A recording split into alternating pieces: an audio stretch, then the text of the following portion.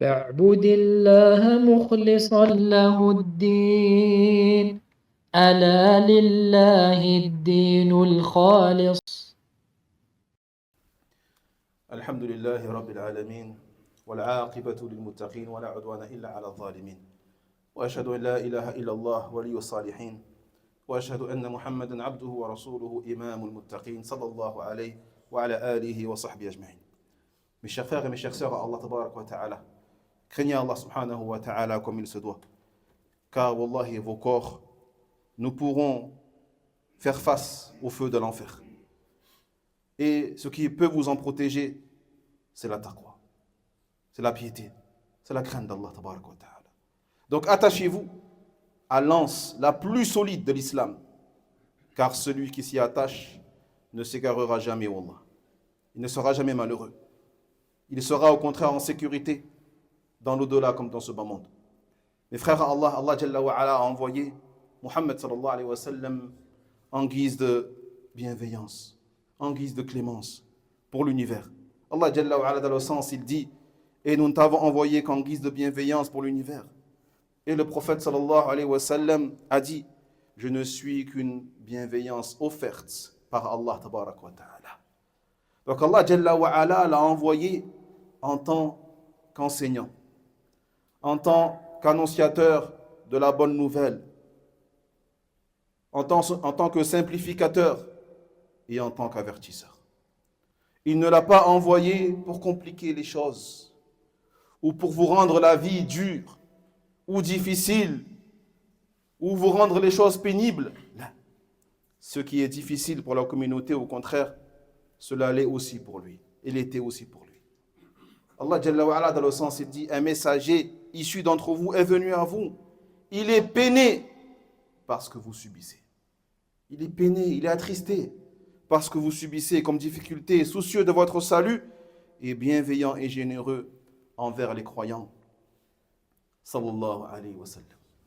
Parmi les hadiths de notre prophète sallallahu alayhi wa sallam, dans lesquels il a réuni tout le bien et mis en garde contre tout le mal, sa parole, Allah Jalla wa Ala agrée pour vous 3 choses et déteste pour vous 3 choses. Il agrée pour vous que vous l'adoriez et que vous ne lui associez rien, que vous vous cramponniez au câble d'Allah tous ensemble et que vous ne vous divisiez pas et que vous conseillez ceux à qui Allah a donné votre gouvernance. Et il déteste pour vous le bavardage et les ragots et le fait de poser trop de questions et le gaspillage des biens. Il ne fait aucun doute, mes frères Allah, que lorsque le croyant véridique entend que ces choses-là satisfont Allah tabarak wa ta'ala, il fera tout pour les concrétiser. En principe, le croyant, lorsqu'il entend cela, il va tout faire pour réaliser ces choses qu'Allah tabarak wa ta'ala agrée. Il va tout faire pour les mettre en pratique. Donc, quelles sont ces 3 choses, ikhwati fillah, qui satisfont notre Seigneur tabarak wa ta'ala et qu'il agrée? La première, que vous l'adoriez et que vous ne lui associez rien. Soyez focus sur ça. Soyez focalisés. Ayez devant vos yeux toujours cette notion, ce commandement, ce principe de base fondamental qui est le tawhid, qui est le monothéisme, qui est ce pourquoi Allah tabarak wa ta'ala t'a créé, ya Abdallah. Il dit, le prophète Muhammad sallallahu alayhi wa sallam, que vous l'adoriez et que vous ne lui associez rien. La ilaha illallah. Nul n'est digne d'être adoré sauf Allah tabarak wa ta'ala. Donc Allah Jalla wa Ala ne nous a créés et élevés à travers ses bienfaits que pour que nous l'adorions. Que pour cela, ikhwati fillah, pour rien d'autre. Et ceci à la lumière de sa parole, dans le sens, je n'ai créé les djinns et les hommes que pour qu'ils m'adorent, moi et moi seul, que pour qu'ils m'unissent dans l'adoration à travers Tawhid. Donc ta fonction, ici sur terre, ya Abdullah, ta fonction, ton travail, ta mission première n'est pas de t'enrichir, n'est pas de fonder une famille, n'est pas de devenir un président, un responsable, un chef, un leader, non. Ou une star. une vedette, une célébrité. Ta mission première pour laquelle tu as été créé sur terre, dans la vie, est d'adorer Allah. Tabarak wa ta'ala, Allah Jalla wa ala agrée que tu l'adores et que tu ne lui associes rien. Et l'adoration d'Allah, mes frères, est fondée sur deux choses. L'adoration, l'ibada, elle est fondée sur deux choses qui sont obligatoires. La première, l'ikhlas, la sincérité exclusive pour Allah Tabarak wa ta'ala, dans l'adoration. Donc, al-mukhlis, celui qui fait preuve de ikhlas, on l'appelle al-mukhlis. C'est qui le mukhlis? Eh bien, mukhlis, ya Abdallah, c'est celui qui a vidé son cœur des ambitions des gens, qui a vidé son cœur des intérêts qui se trouvent dans les mains des gens, dans les mains des créatures, et qui va remplir son cœur de la recherche de l'agrément d'Allah. C'est ça, al-mukhlis. Al-mukhlis, celui qui a vidé son cœur des créatures, des choses de cette dunya, et qui l'a rempli uniquement de l'agrément d'Allah. Donc l'adoration doit être faite avec ikhlas. Quant à la seconde chose qui est obligatoire, sans laquelle ton adoration ne sera pas acceptée, ya Abdullah, ainsi, il faut que ton adoration soit conforme à la sunna du prophète. Sallallahu alayhi wa sallam. Le prophète sallallahu alayhi wa sallam a dit, celui qui invente, celui qui instaure, celui qui fait entrer dans notre religion ce qui n'en fait pas partie sera rejeté. Sera rejeté. Peu importe que les intentions soient pures. Peu importe que les intentions soient bonnes, tant que l'action ne sera pas valide et conforme à la sunna du prophète Mohammed sallallahu alayhi wa sallam, elle ne sera pas acceptée. Donc il faut ces deux choses. Bien sûr, la bonne intention pure pour Allah tabarak wa ta'ala, mais aussi la conformité avec la sunna du prophète sallallahu alayhi wa sallam. Puis il dit que vous vous cramponniez tous au câble d'Allah et que vous ne vous divisiez pas. Donc, ikhwati fil al-jama'a, l'ijtima', l'union n'est que bien et la division n'est que mal. La division n'est que mal. Les disputes, les conflits, les tensions, qui sont souvent basées sur des choses futiles, des vexations futiles. Des vexations futiles. Rassemblez-vous, restez unis et prenez de la hauteur et fermez les yeux sur les défauts des uns et des autres. Fermez les yeux, car l'intérêt général est plus important, wallah. L'intérêt commun est plus important que ta petite personne. Désolé de vous dire ça. L'intérêt de la Ummah, elle passe avant toi, ya Abdullah. Elle passe avant tes sentiments, tes émotions. C'est la raison pour laquelle Allah Jalla wa Ala nous a ordonné de nous accrocher à son câble, tous ensemble, et de ne pas nous diviser. Dans le sens, il dit, attachez-vous donc à la corde menant à Allah. C'est la corde, le câble qui te mène à Allah. Et ne vous divisez pas. Et la corde d'Allah, c'est quoi? C'est le Coran al-Karim. C'est le groupe, le jama'a, sur la vérité, et c'est l'imam.